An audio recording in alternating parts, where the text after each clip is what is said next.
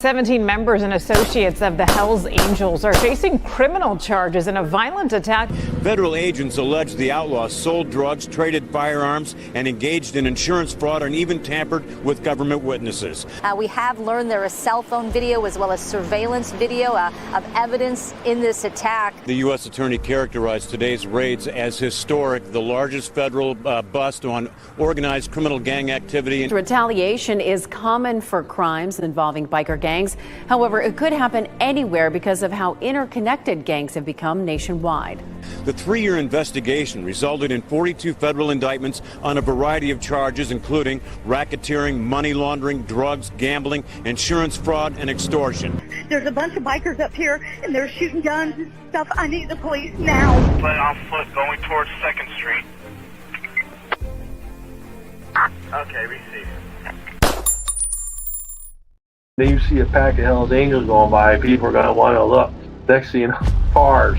Because they're just staring at us and not paying attention to stop traffic. If you wanted to break the law on an everyday norm, you should have joined the street gang. That's what they're known for. That's what they do.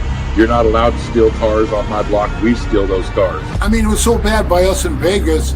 I was in the pool swimming, and the guys came back. Hey, Pee-wee, the cops are here. They want to talk to you. I said, well, go talk to them. Find out what they want. And they came back. They go, they want to talk to you. Typically, if you leave the club, if you haven't been in for 10 years, you're automatically out there. Got put out in 2006. Back in 2007, wound up going into Cannon. 2011. Came out of there. I had 4.5 years to walk off with zero support from that club.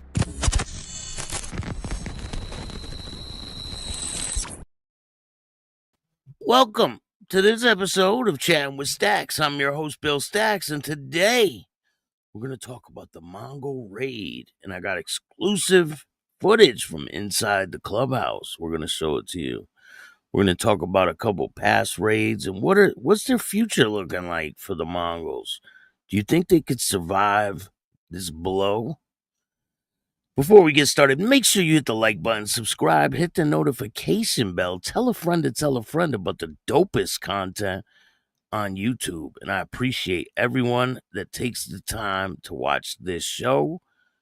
Put the bell on all so you get all my videos. I have over 5,000 interviews that you can pick from. And you guys are great. We're going in a great direction. Numbers keep piling in. We are moving up fast. And I couldn't be happier with the direction things are going in. And look, I'm still here. Big Joe, what's going on? Slow Ride, what's going on, man? How are you? Sunbird Kid, let's go. You know I bring you guys exclusive content, and people like my content. Some people don't. I mean, that's okay. You're not going to like everybody, right? But if you don't like me, you'll get to like me eventually. Before we get started, I want to say rest in peace to Michael Madsen. This guy was a great actor. He was from Reservoir Dogs.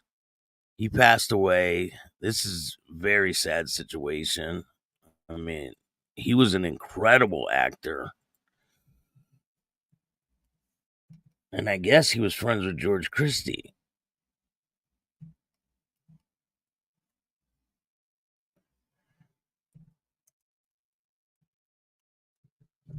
And he just passed away recently, July 3rd. Michael Madsen. So Michael Madsen was born in 1957 on September 25th. He died July 3rd, 2025. He was in a lot of Quentin Tarantino movies, Reservoir Dogs, Kill Bill Volume 2. He was in The Hateful Eight, Once Upon a Time in Hollywood. He was in War Games, The Natural, The Doors, Thelma and Louise, Free Willy, Species. He was in Donnie Brasco. I remember him. You guys remember this guy from Donnie Brasco? Die Another Day. He was in 2002. He was in Sin City, Scary Movie 4. He's in Grand Theft Auto 3. He's in that movie Narc. Dishonored. He's in the Dishonored series.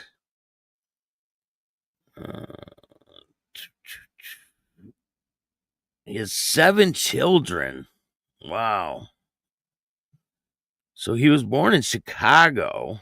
His mother, Eileen, was a filmmaker and an author. His father was named Calvin Christian Madsen, was a World War II Navy veteran and a firefighter in the Chicago Fire Department. His parents got divorced in 1960, and his mother left the financial world to pursue a career in arts and encouraged him.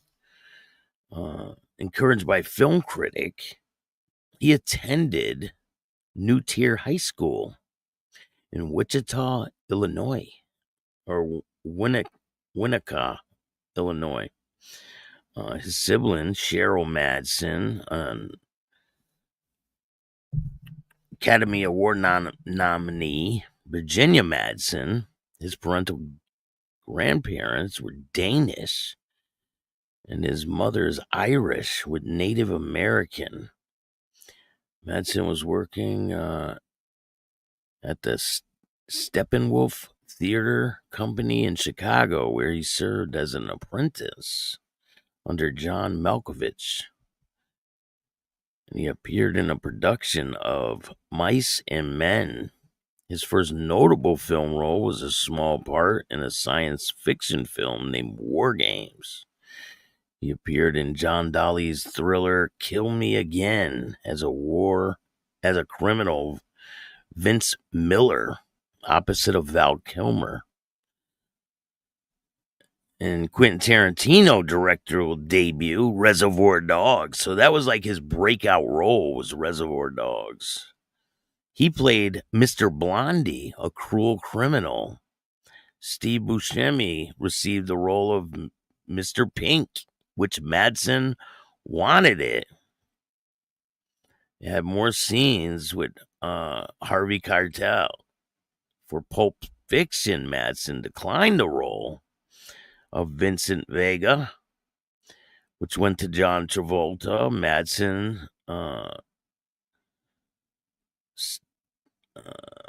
started in crime. He starred in the crime film Donnie Brasco. That was a great role too that he was in. Donnie Brasco, he killed that role. In '93, Madsen appeared in Free Willy as Glenn Greenwood, the foster father of the film's main character, played by Jason Ryder. Madsen played an assassin, Bud, the brother of Bill, in Kill Bill in 2004.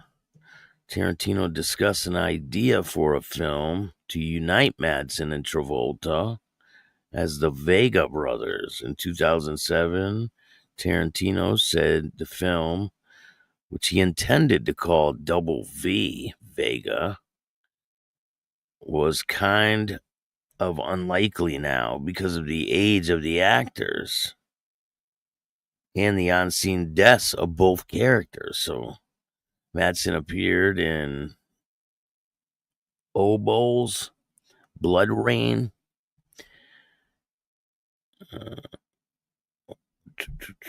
he's best known for awards in the Boston Film Festival and New York International Independent and Film and Video Festivals for his performance in Strength and Honor. He played himself in a mockery of being Michael Madsen. Madsen co-starred in Coma, a web series, Crackle. Damn, he's got a long-ass career. Very long. And he's got tons of awards. Lifetime Achievement Award. Red Hen Press in 2006. The 9th Annual Malibu Film Festival honored Madsen in 2008. His achievements for art and acting in 1999, the Firecracker Alternative Book Award gave him one. 2007, Best Actor, Boston Film Festival for Strength and Honor. 2008, Best Actor for the New York International Independent Film and Video Festival. 2015, he won a Assemble of the Year for The Hateful Eight. And that's crazy. It's sad, though, because he was a great actor. He was in quite a few movies still. Hey, TNT, what's going on? Grand River Jim, Sean, what's up, man?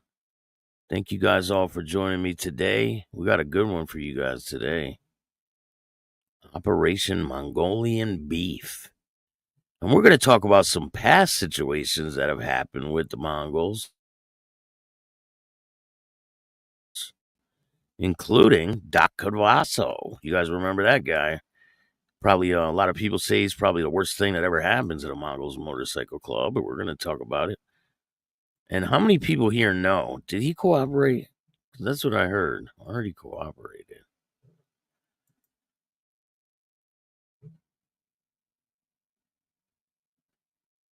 He really turned motorcycle club into like, he started going to war with the Mexican mafia and all this stuff. It was crazy. I mean, look at this. Nothing says indict me more than a picture with you holding guns to the camera. You're all felons. Like, come on. Come and indict me.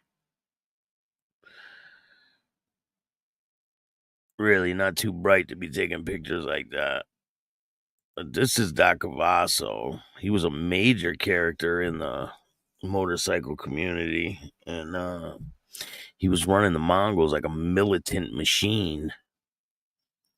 They raided the clubhouse when Doc Cavasso was in charge. I believe this is in 2008. This it says dozens. This is in Los Angeles. Dozens of burly, tattoo-covered members of the Mongols Motorcycle Club were arrested Tuesday by federal agents in 6 states following a 3-year investigation in which undercover agents infiltrated the group. And this is when that guy Bill, what was his last name? I have videos, and we're going to go over those at a later date, but he infiltrated the Mongols, became a full patch member, and he was an ATF agent. Crazy. And he got all the way up there, so it happens, you know. More than 60 members of the Southern California-based Mongols Motorcycle Club were arrested under federal racketeering indictment, including murder charges, attempted murder, assault, as well as drugs and guns violations. The Bureau of Alcohol, Tobacco, and Firearms and Explosives spokesman Mike Huffman said, during some arrests, sharpshooters stood guard on the surrounding rooftops as motorcyclists were lined up and confiscated.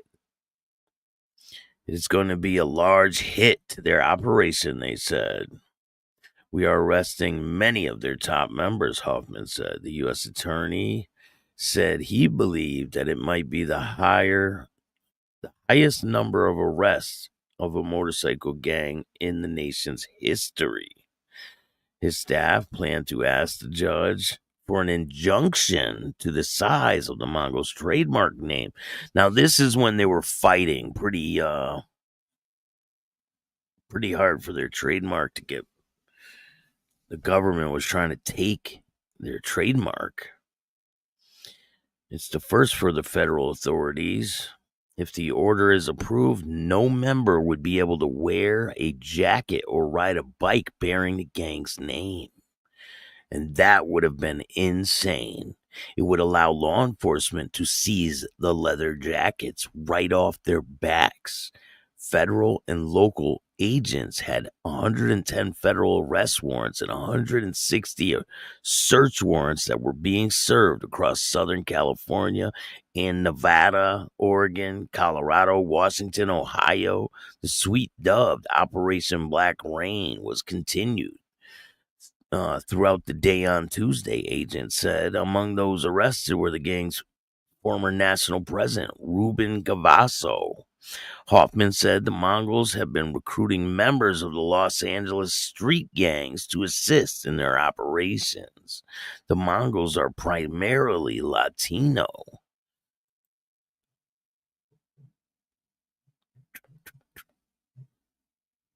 I mean, this was a big deal back then. The Mongols are primarily Latino in form because the Hells Angels refuse to allow Hispanic members. I believe they allow Hispanic members now and black people. I mean, they allow black members and Hispanic now. 4 ATF agents infiltrated the gang and were accepted as full patch members. Four agents made it all the way up to full patch member, and that guy William was one of them. Billy, what the hell was his last name? Does anybody remember? What's good, Richard? How are you? Roger Penny is out of the club. Sean, what's up? TNT. Can you imagine? If this went through? Mongolian Beef, crazy work, ain't it, Travis? Insane. Alex, what's going on? Yes, he did. He did cooperate. I believe he did. Doc Cavasso ended up cooperating. It's crazy. He goes from being this biggest gangster around, right, to cooperating. And he's probably in witness protection somewhere right now, living it up, right? So it says 4 ATF agents infiltrated the gang and were accepted as full patch members. A difficult process that requires winning the trust of the gang's top leaders over a period of months. Agents were required to live away from their families and homes set up to make it look like they lived a Mongol lifestyle, Hoffman said. 4 undercover women ATF agents were also in the operation, pretending to be the bikers' girlfriends and attend parties with the agents. Women are not allowed to become full patch members. If you go to a party all the time, you don't ever bring a girl around. It's kind of weird, Hoffman said. Someone might get suspicious. To be accepted in the gang, the ATF agents had to run errands and were subject to background checks by private detectives. That's got to be insane. Can you imagine that? You're an ATF agent and you're trying to join the Mongols, right? And they're running background checks from a private investigator. That's crazy. I wonder if any of them almost got caught. So outside Cavasso's home in West Covina, about 18 miles east of Los Angeles, a red custom-modified Harley-Davidson motorbike sat outside. No occupants were home, but several police and ATF agents were seen going through items in the house. Cavasso wrote in a memoir titled Honor Few, Fear None, The Life and Times of a Mongol, published by HarperCollins in June. HarperCollins publicist Sarah Birmingham, in New York City, she said she only handles book-related issues for Cavassos. She would forward the emails to the Associated Press regarding comment. Another former Mongol national president, Roger Penny, alleged in the interview with the Associated Press that Cavasso was the problem, not the club in general. They were just on the verge of cleaning up their act, said Penny, who is no longer a member and is serving probation for his role in the infamous brawl in Laughlin, Nevada in 2002, in which 3 people died. It's not a club-run deal. It's individuals who are the ones who decide to commit crimes. Penny said he warned other club members that Cavasso was trouble. He was throwing all the good members out and bringing gang members in, Penny said. He was trying to be this drug lord or something. Penny doesn't believe the raid will force the Mongols off the road. The Mongols aren't going away, and neither are the Hells Angels, he said. Penny was a pretty big character in this whole situation. I mean, he was there for a long time.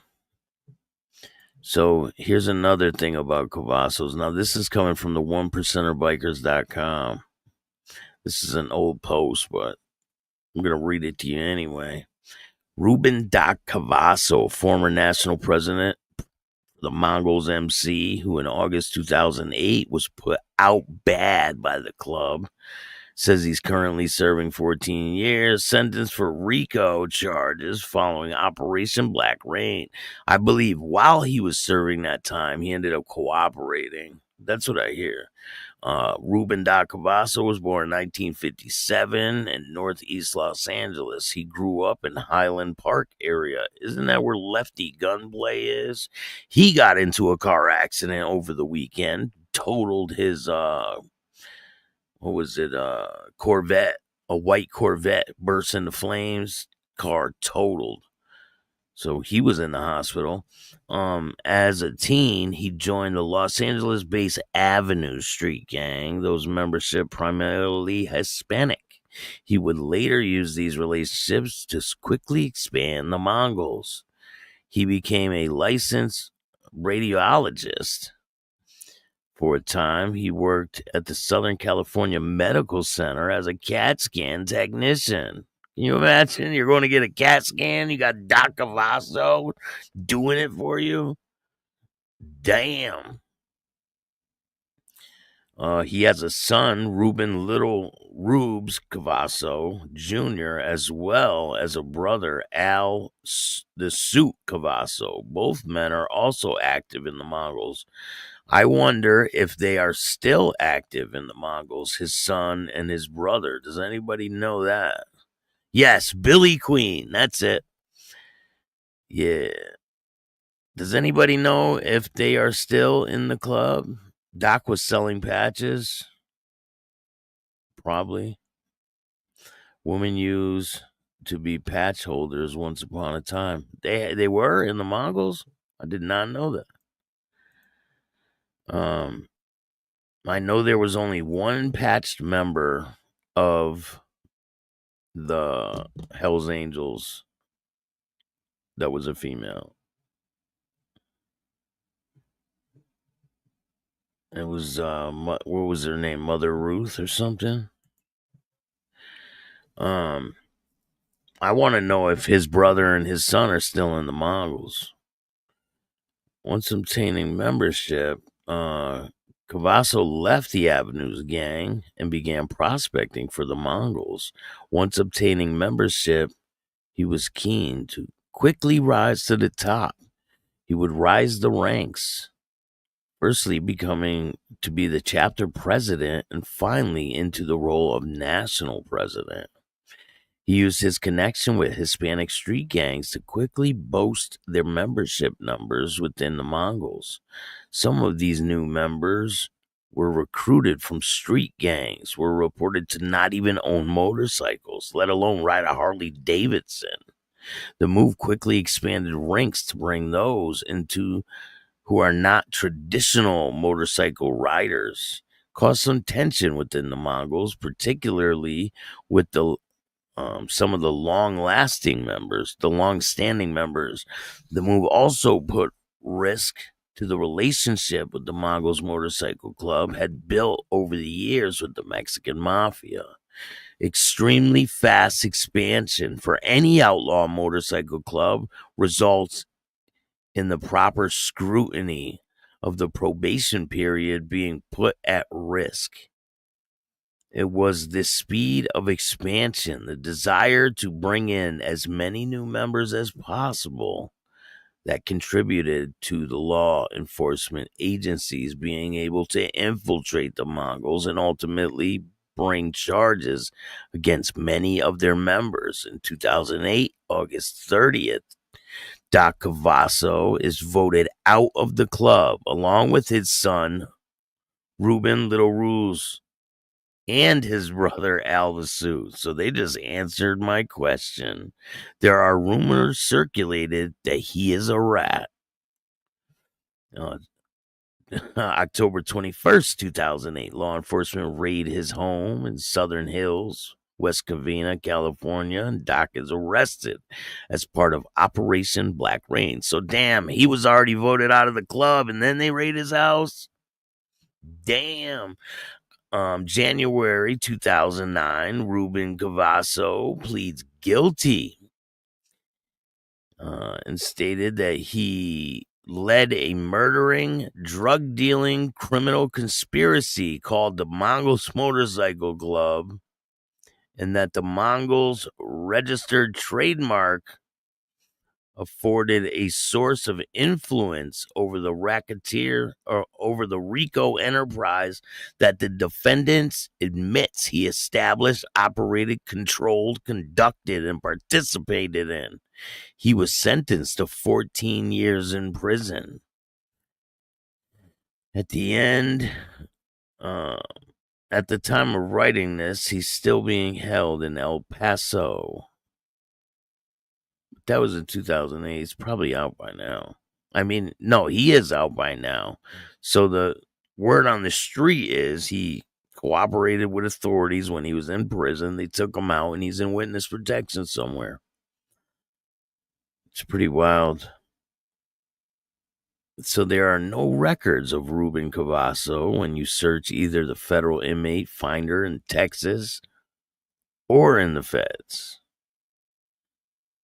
That's crazy. He published and released in the mid-2008, just before he was arrested. He published a book and charged with sentencing as part of Operation Black Rain. It's a biography of Ruben Cavasso. And so he's selling a book that was published right before he was picked up. And that's pretty wild. Check his out, Stacks.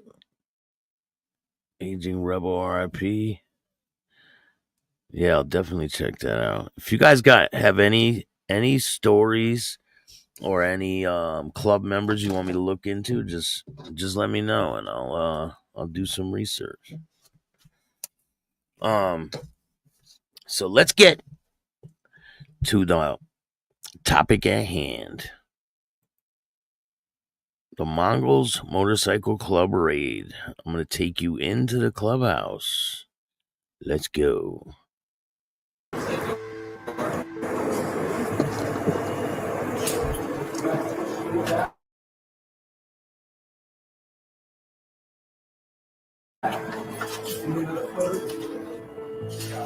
Okay, cover that door. Give me 2 more. Watson and Freak. You guys clear behind the bar. Move.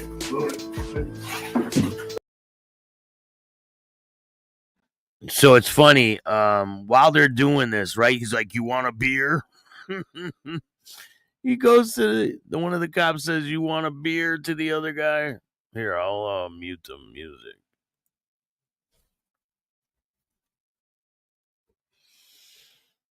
Then you can't hear him talk. Okay, cover that door. Give me 2 more. Watson and Freak. You guys clear behind the bar. Move. Go with them. Go with them.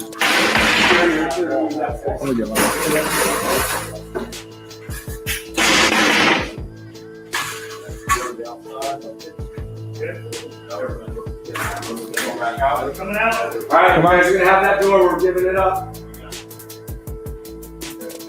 Watson, you're clear.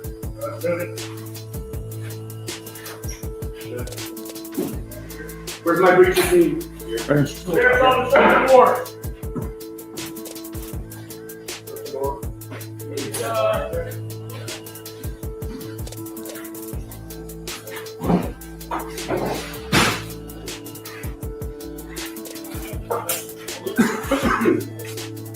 Anybody want to close here? How do you get that door inside there? Yeah, that's what you do. Side door. All right, Joel. Popping what we believe is side door. Oh, wait, we can here? Yeah. Goes the same. Some people have no business wearing a cut either or a badge. Some people don't belong in the motorcycle club world. Some people don't belong being police officers. I mean, it's all around the board, you know. Did you hear him say, "You want?" These guys trash the place too. They like so. Do you think it's right for them to do that and just start smashing their stuff, confiscating everything, just because it has the logo on it and the insignia? You got a big painting on the wall. It's called the Wrecking Crew.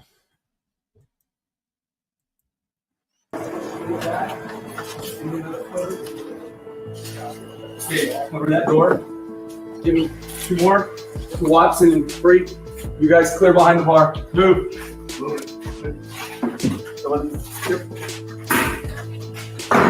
I believe there was people in here, right? Go with them.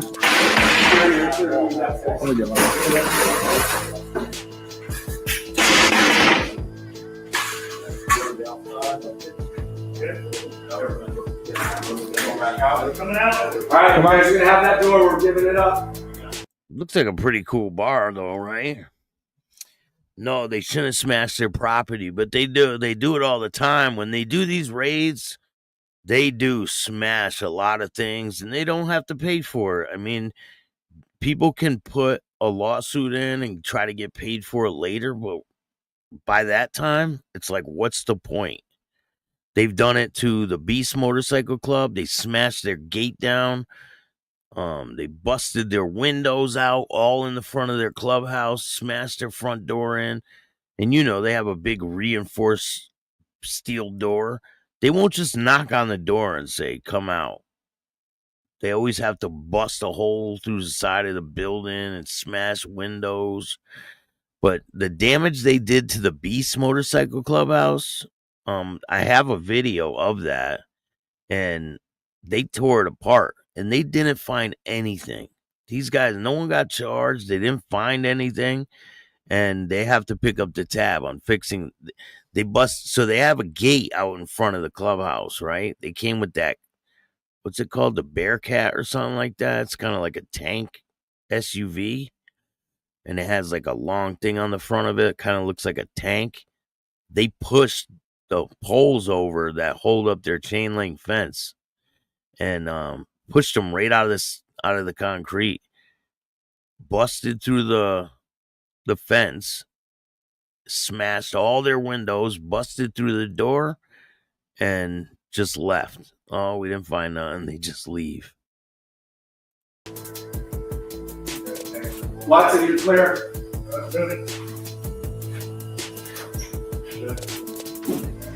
Where's my breaching team? Clear on the second floor.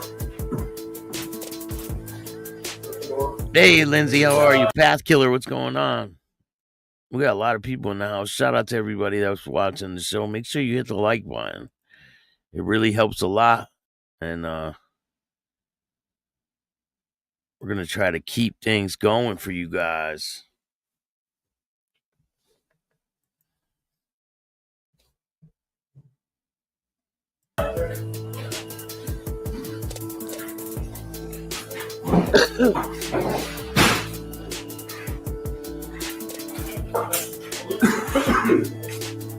Anybody want to call here? What does that say? South End. Wrecking Crew, South End. Is that an office?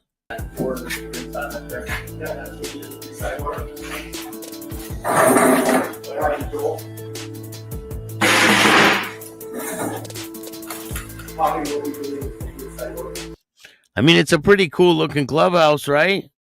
I mean, they got paintings on the wall. They got a pool table. They got a big ass bar. It looks like a cool spot.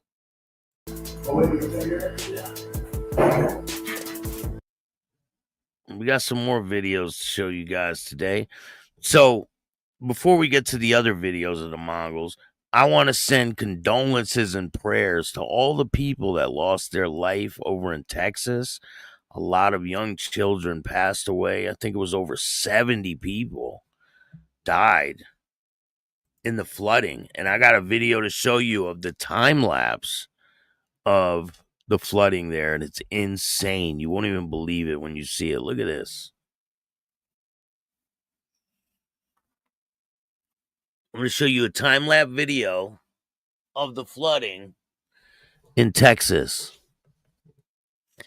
Let's take a look at that. And then we'll get back to the Mongol stuff. Check this out.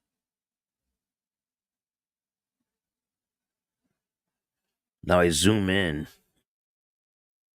so you can see. Watch how low it is at first, right? You're going to be like, wow. It's crazy how fast it goes up. Now, these kids were sleeping in like cabins at this campground called Mystic Campground. And the crazy thing is, this has happened before, like in the past. And it's just insane.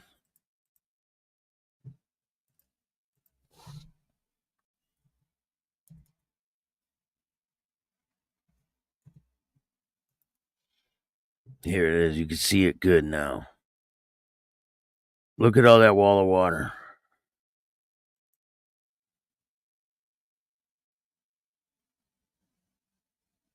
Hey, tell me that wasn't fast. Watch, it's like a huge wall of water that just comes rushing down.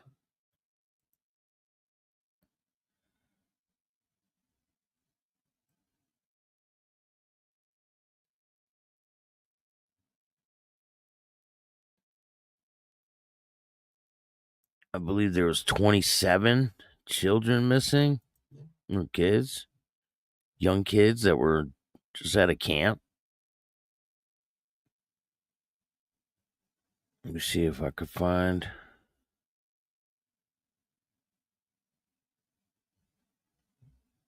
this video.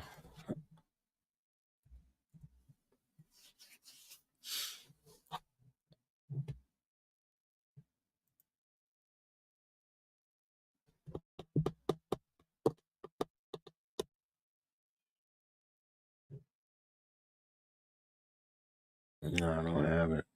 Oh, wait, yeah, I do.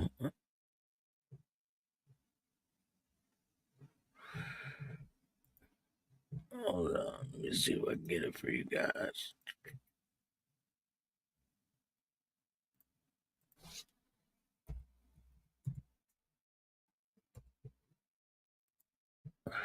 Take me 1 second.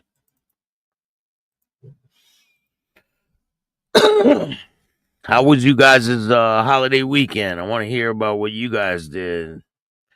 Was there any parties? How'd things go for you guys? Nobody went to jail? Yeah, there was a big tons of floods that happened there. This one was pretty bad. I mean, little kids going to camp and all of a sudden they get washed away. Insane. I got a video for you guys now. This is an old video.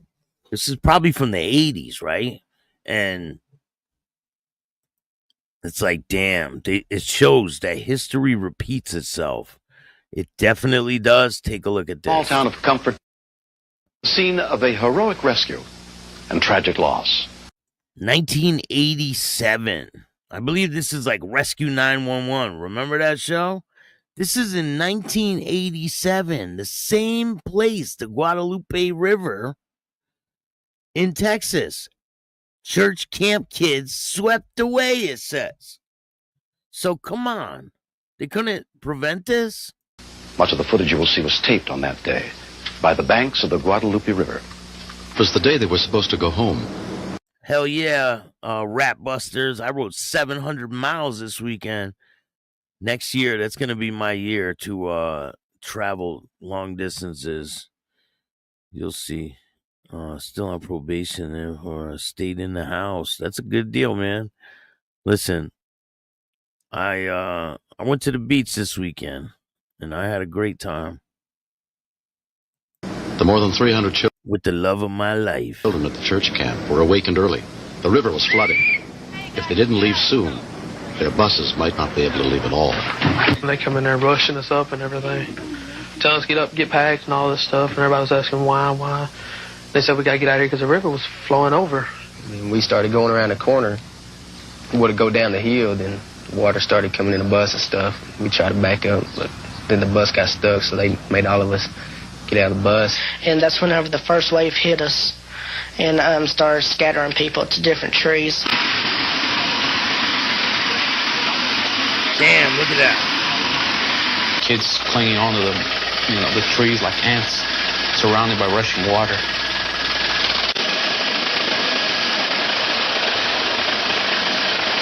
Chris Ray was the first to be rescued.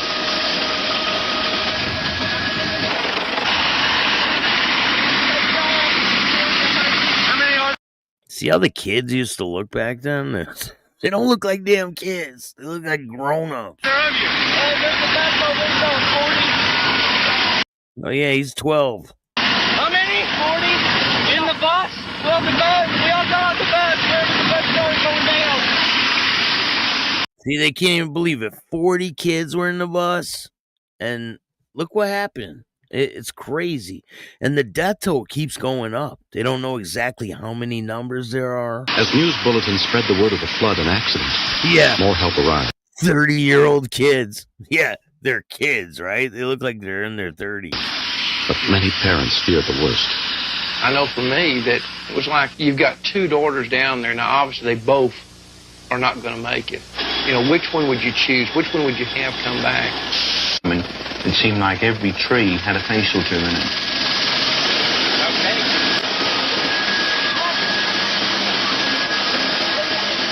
Wow. It was a very dangerous situation when we're literally surrounded by trees, protecting trees with their blades.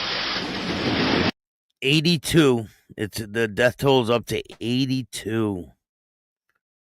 Death toll is rising. At least 82 people have died in connection with the flash flood that struck central Texas. According to officials, the death toll includes 28 children from Kerr County. There were 10 girls and 1 counselor from Camp Mystic. And there are still unaccounted for children, authorities said. The flood threat remains, with dozens still missing. The governor said flash flood continues to pose a danger for parts of Texas, with more rain on the way in several areas. Officials urge people in Hunt, a community in Kern County, to move to higher ground this afternoon because of potential flooding. Records show officials in Kern County previously considered installing flood warning sirens. What would that matter? Like, if you can't get out of the way fast enough, none of that matters. But the plan never came to fruition.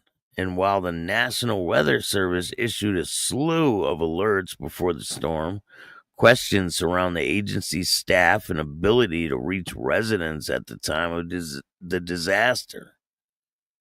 It's crazy. For that many people to pass away at once, it's just crazy. And the person, it says Camp Mystic owner, Dick Eastland dies attempting to rescue campers, grandson says. Camp Mystic owner Dick Eastland died while trying to rescue campers during the catastrophic flooding in Texas, as shared by his grandson in an Instagram tribute on Saturday. If he wasn't going to die of natural causes, this is the only other way he would have wanted to go, saving the girls that he loved and cared for. George Eastland wrote, "That's the kind of man my grandfather was. He was a husband, a grandfather, a father, a mentor to thousands of young women. Although he no longer walks this earth, His impact will never fade in the lives he touched. A Camp Mystic employee, Glenn Jerky, said Eastland died. He remains a true hero until the very end. Eastland tragically lost his life while courageously attempting to save several young children.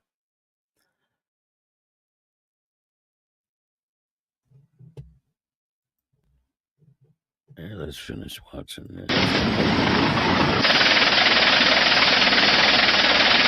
she is, right there.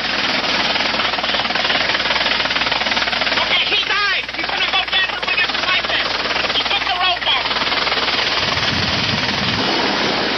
Masterman tried repeatedly to rescue 14-year-old Melanie Finley, but she was ripped away by the river. Here she goes! The rescuers were lowered, knowing that if they got caught in the trees, they would be cut loose. Sergeant Mackenzie first tried to reach 16-year-old Scott Chatham, already weakened by leukemia and chemotherapy. And this kid's got cancer, and he's sitting there holding on to a tree.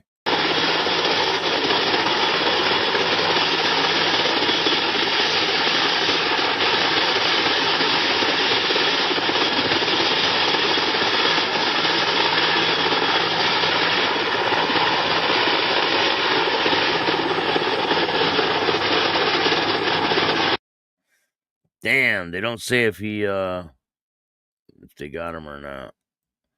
But let's look at that time-lapse video again. It's crazy. Look how fast it goes up.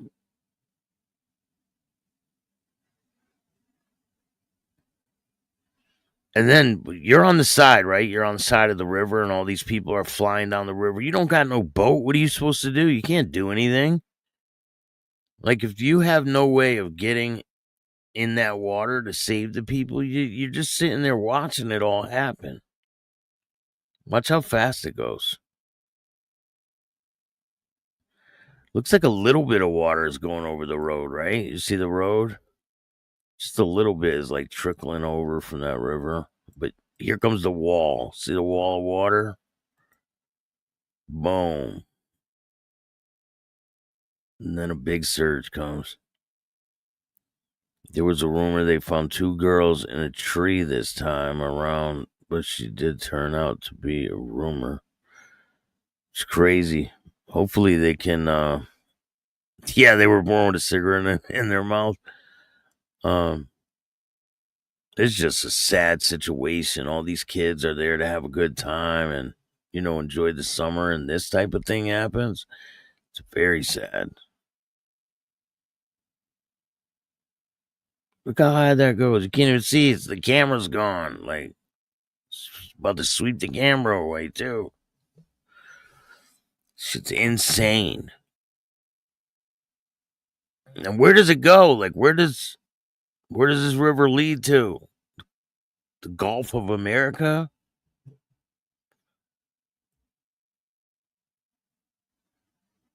So we're going to go over some of these arrests with the Operation Mongolian Beef. This was a huge operation. And they have a lot of people's mugshots here. So it says 2 Palm Beach County men were arrested in a statewide crackdown on the Mongols Motorcycle Club. This is July 7th. Palm Beach County men are now facing criminal charges following their alleged involvement in a fight and a shootout between 2 rival gangs in March outside a gas station in Central Florida. Investigators took Steve Rago, 43, and Kevin Cole, 34, into custody July 2nd as part of Operation Mongolian Beef, a multi-agency effort that led to the arrest of 28 members of the Mongols motorcycle gang. Officers booked Panto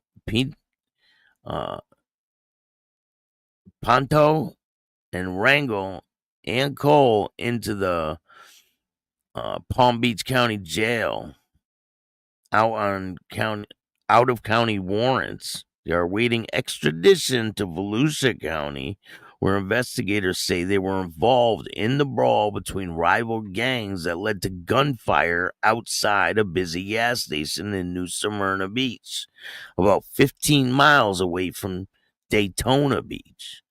Here, I'll show you who those two guys are. Let me see if I could get a picture. So if you see the rows, right, the first top row, now you see the second row, the guy all the way to the right is one of them. And the guy in the second row with the big mustache, the black mustache, you see him? 4 spaces over from the left. Second row down, 4 spaces over. Feel like we're playing, what's that? Battleship. 4 spaces over and 1 down. You sunk my ship. But we're going to show you guys all these guys' mugshots. They have them all laid out. So let's take a look at that. And this guy, this one guy doesn't look like he belongs in this situation. And I got another video to show you guys. So let's take a look at some of these mugshots real quick.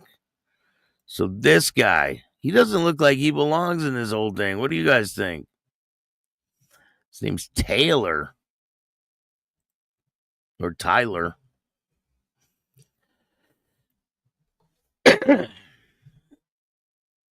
Area.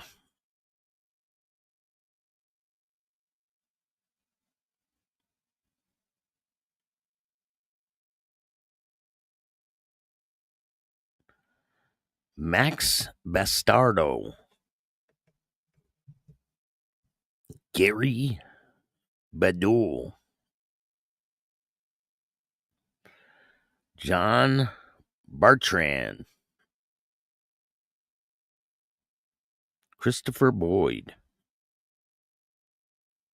Perry Butler. Pablo Batista. Jared Coley. Francis Gomez. Danielle Hernandez. Sean Hololik. Trevor Kopp.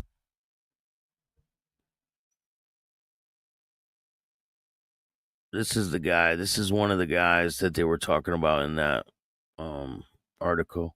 Kevin Cole. I'm not even going to attempt to pronounce that last one. This guy's Matthew. Daniel McCumber.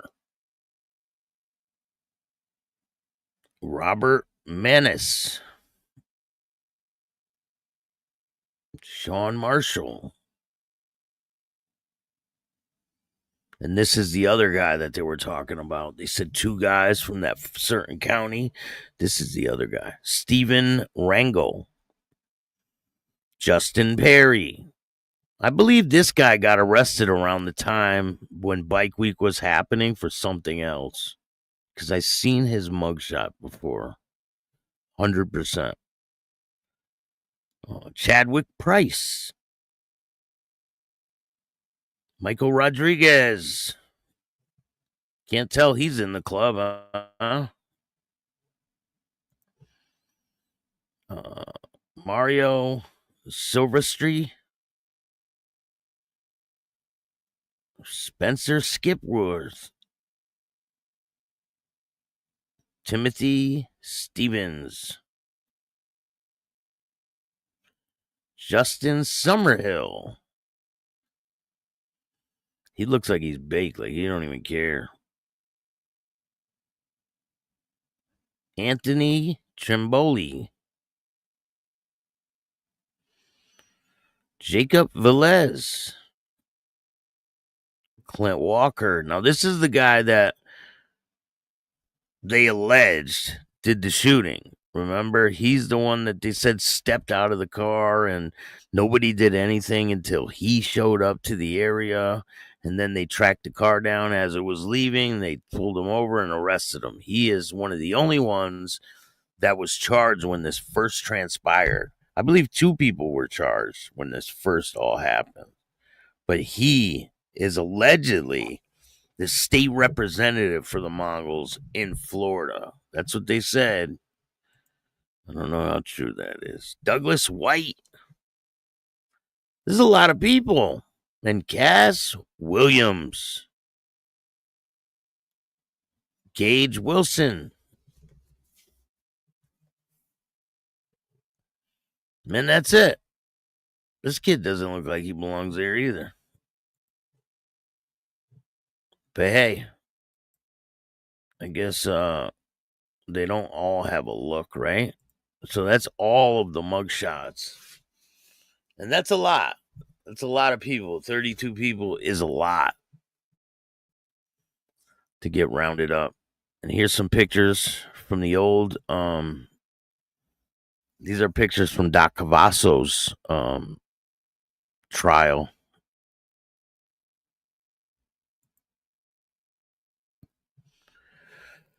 I believe this is his cut.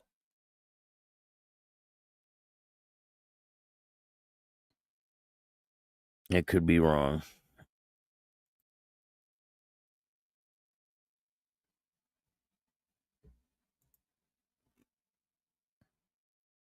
That's his motorcycle. Cavasso's.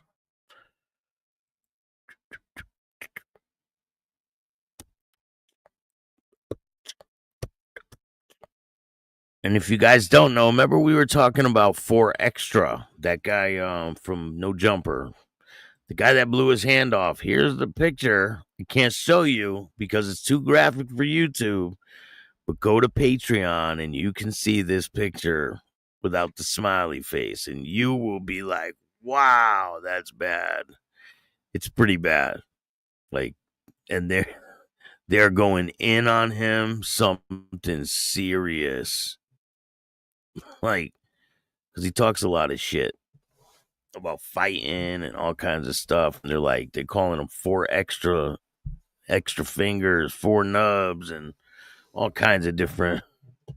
Because he was saying some crazy stuff before that happened. He was saying, I'm going to blow something up. Word to Burning Ab. I'm going to blow someone up. Yeah, you going to blow someone up, all right. Yourself. You got to be careful. You can't mess around with fireworks.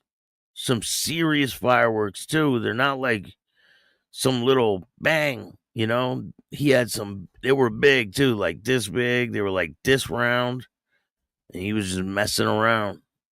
You can't do that.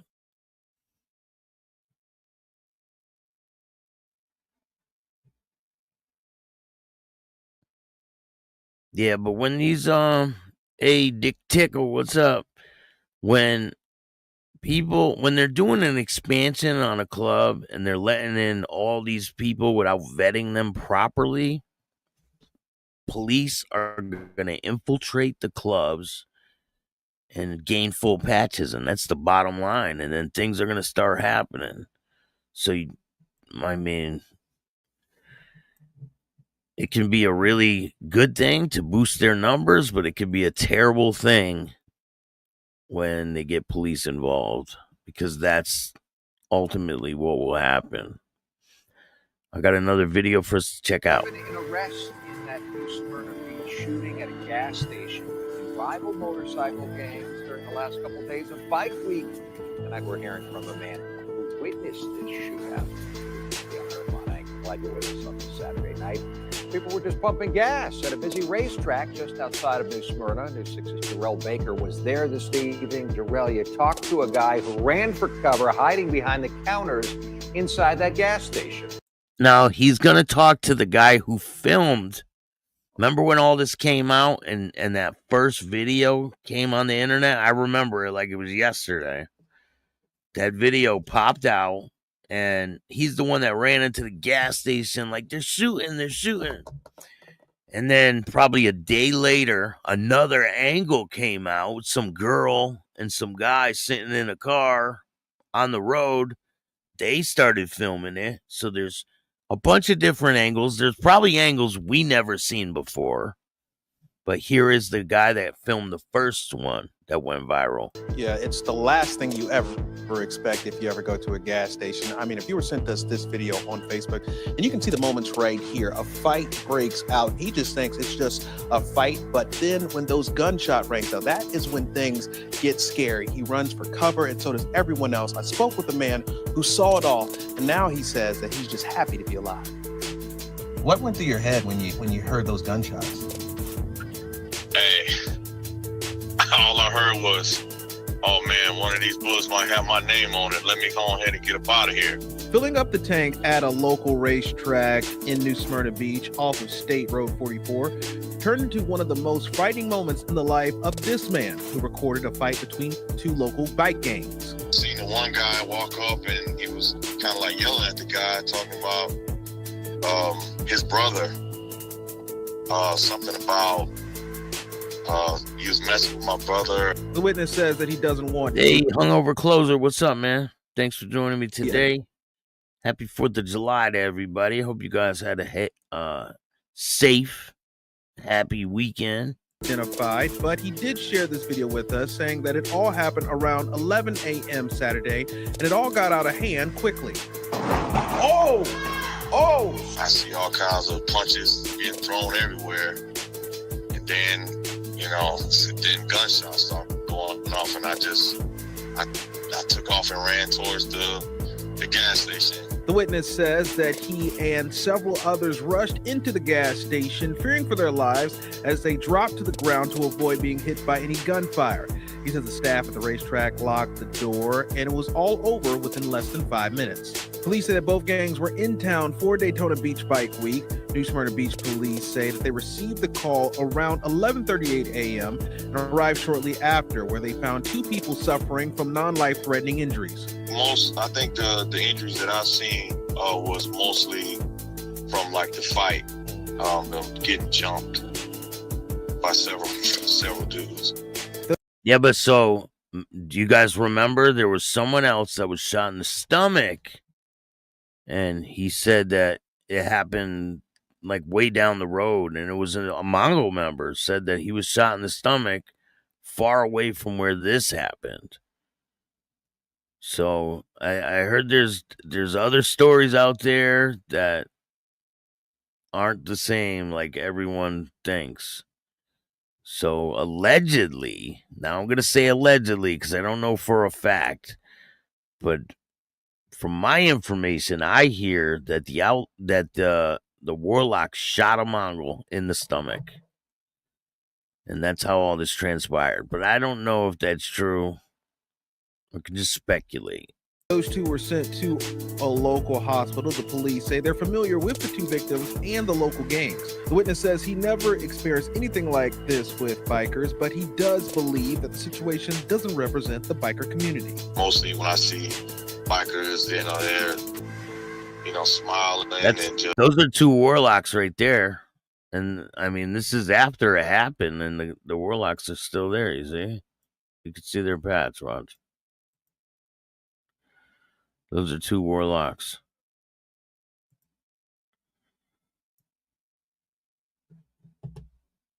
Does believe that the situation doesn't represent the biker community. Mostly when I see bikers, they're smiling and just enjoying the week.